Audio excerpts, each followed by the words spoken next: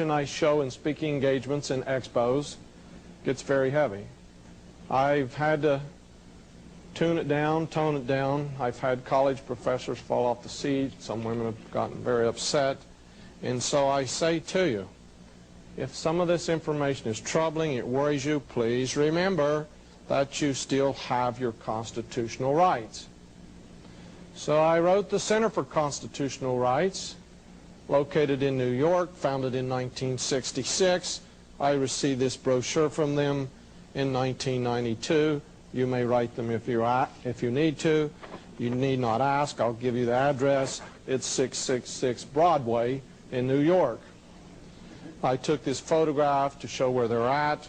They were doing some reconstruction. It was hard to get around the scaffolding, but I still wanted some type of proof to show you where they were headquartered at. So I ask again, how many coincidences are in a conspiracy? Then again, we do not want to become conspiracy theorists. In 1933, there was a president, and he was the 32nd president of the United States. This is a photograph of the president in 1935 attending a meeting of a certain fraternity. Two of his sons are in the background. In 1933, he passed legislation which has controlled a lot of patriotic, a lot of constitutional issues. It's known as the War Powers Act. In 1933, he also demanded that all the gold be turned into the government.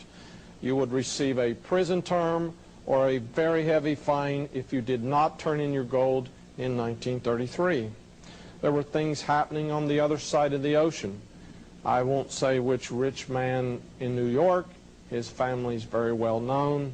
The four brothers seem to control politics in the United States. One of them told his dad, we could set up Hitler on the other side of the ocean without being elected if you'll use this method. His father said it was a great idea. Hitler moved into the Chancellery, 1933. The first detention centers were created in 1933. The first pickup of citizens in Germany happened in 1933.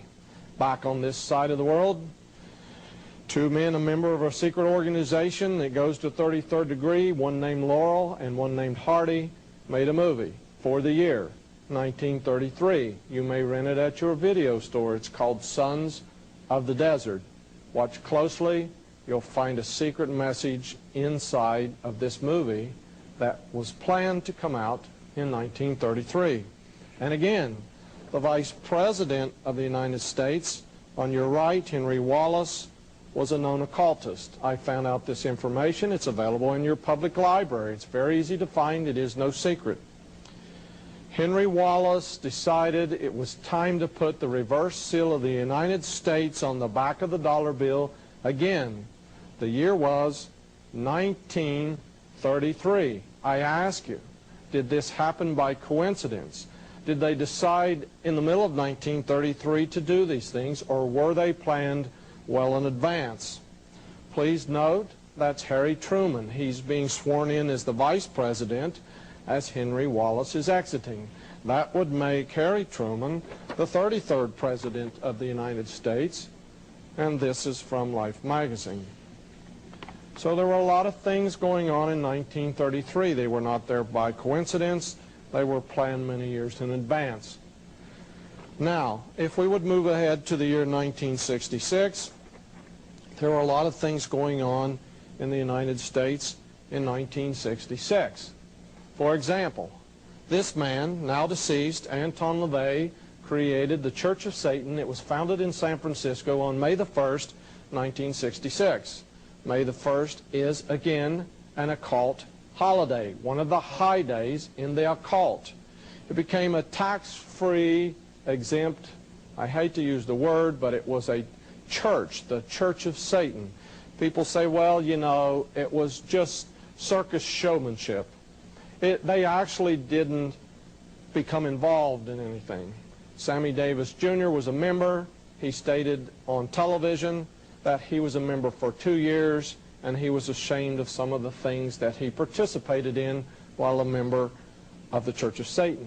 Sammy Davis Jr.'s daughter said he wasn't in it 2 years, he was in it 15 years, and I will not tell you all the rights she said he participated in. Now, people say it's a very harmless thing, it's just a type of white magic, but listen, the son of Anton LaVey is carefully guarded. He lives in Las Vegas. I have a friend who interviewed him. They do not want Anthony to tell his story because he said he watched his father commit 1,000 human sacrifices in the United States. So I think there must be more involved than just circus showmanship. Again, why in 1966? In June of 1966, that of course is the 6th month, Dark Shadows premiered on television. Dark Shadows was the most occult television show to ever appear and come across the screen into the lives of Americans. It was not fiction. The movies are in such demand, all of them have been made available to the public. It is based on the Collins family, and the Collins family brought witchcraft to America. This was noted by Fritz Springmeier, a former Prophecy Club speaker. Of course, the Collins family changed their name to Todd in the Civil War. Back to 1966, Science and Mechanics, a magazine for men, in June of '66, that is the 6th month, had an article called The Return of Witchcraft. Now, what is an article on the return of witchcraft doing in a man's magazine, Science and Mechanics? Again, advertisers had a heyday in 1966. People were asleep back in 1966. There were motorboats sold with devil tails in the advertising. The automobiles had devil tails because people understood the significance. Anton LaVey said, this is the year of Satan. There were lots and lots of organizations created. NOW was created. HUD was created. The Black Panthers were created in 1966. There was ANTI. Did you catch that little four-lettered syllable? Anti-poverty legislation, anti-war demonstrations. Why would we have to have anti? Why would we have to have the word appear in 1966? Because someone understood the deeper symbolism. A black man stood up and said, you know, it's safe to walk. Don't worry about all these racial issues. He began to walk from Memphis heading south. He was shot on the 6th day of June in '66 because some people wanted racial tension to go to an all-time high.